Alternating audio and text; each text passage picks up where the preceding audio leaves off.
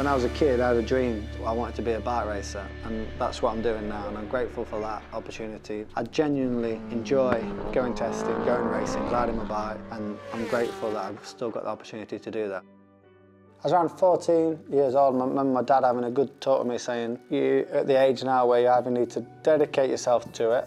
I know you're only young, but you're going to miss out on some of the things that your friends are doing, going out. You're not going to be able to do all that if you want to try to be world champion. And I was thinking it's a bit much at that age, but it was completely the right thing to do because it just switched something in my head where I thought, well, yeah, it's not even a question. I know what I want to do. I want to try to be world champion. So from then, that was like a lifestyle switch where you had a focus and a reason.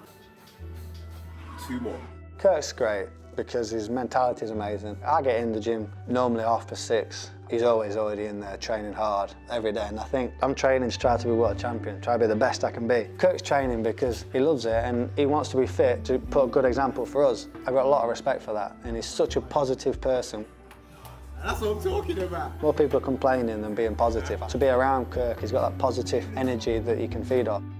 When I first met him in 2011, I looked at his record and he crashed over half of the races that particular season. And it was a case of, you know what, I'm going out and I'm just going to ride my bike fast. It takes more than that to kind of hold somebody back a little bit in the gym to let them understand that it's about controlled aggression, takes some doing. I don't know anyone that works as hard as him. Nobody. For him to have achieved what he's achieved, youngest British Superbike winner, I know he's capable of a lot more. The physically stronger you are, the more mentally stronger you're going to be. When you're battling in the last 3-4 laps and you're battling for a win or a podium even, you want to know that you're still focused, you're still sharp, and you're going to gain most of that by doing the work that you do in the gym. If we're hurting, that's what I say to the guys, if we're hurting, they're going to be hurting more. So when you're out on track, if you're feeling it, just know that your competition's going to be feeling it. I'm proud of where he's come from and the way he just keeps battling and battling on. He's hungry, and a hungry Alex Lowe's and a healthy Alex Lowe's and a happy Alex Lowe's will be a dangerous Alex Lowe's in 2022.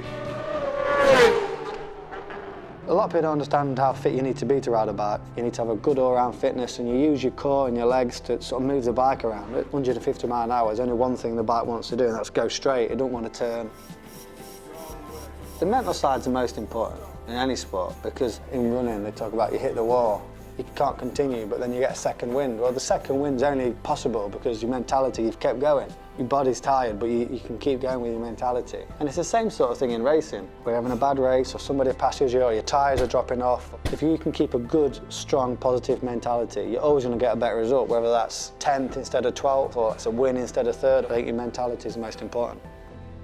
I don't have too much racing stuff in the house, but in the garage I've got a little collection of my suits, some helmets, and some of the race trophies and stuff. So 16, 17 and 18 at Suzuka, obviously such a big race, so very grateful to be able to go there. Every rider sort of dreams of, so to win it 3 times so far, hopefully there's more to come. It's got good memories of all these for all different reasons. This is quite cool. It's my last fairing when I raced for Yamaha, last race, and inside every single person in the team wrote a little message. This was a really nice gift off the Crescent team, and it's nice to have it in the garage.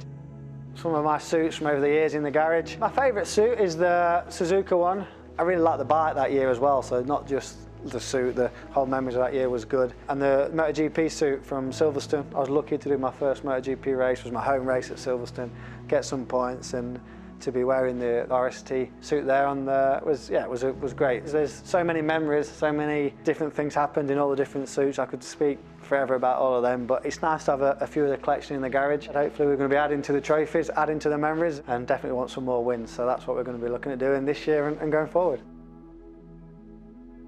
It's not the easiest track, so 165 laps. I've made the mistake of just getting up every day and beating myself up and working harder and working harder and working harder, but at some point you need to enjoy it as well and enjoy your life, and it's important to have them times of relaxing, resting and doing something else, not just bikes. It's really important to switch off, to be honest, because something I learned the hard way. I remember when I won the BSB Championship 2013, I just came home. I was training with Kirk the next day, just because I had a World Superbike test coming and I was just wanted to be best prepared for that. But you can still be good, well prepared, but enjoy life and not be so full on, because you just end up pushing yourself too much. It's a focus and concentration game, really. It's whatever your ability is, it's just about being able to do the same thing over again. And I was working with a sports psychologist who was talking about golf a lot, and a lot of the techniques I use for racing, you can sort of apply them to golf, so I sort of got more into it.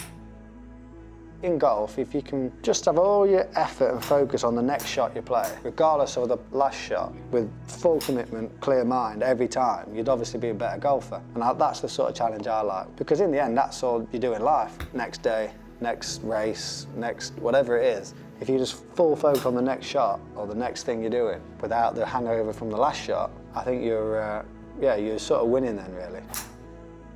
I'd love nothing more than to be remembered as being a world champion, and I've got a few years probably to try and do that. But I just want to be remembered by someone that gave it everything they had. But if you can sit there and say, I did everything I could to be the best I could be, and that's what I got, I'll be happy with that.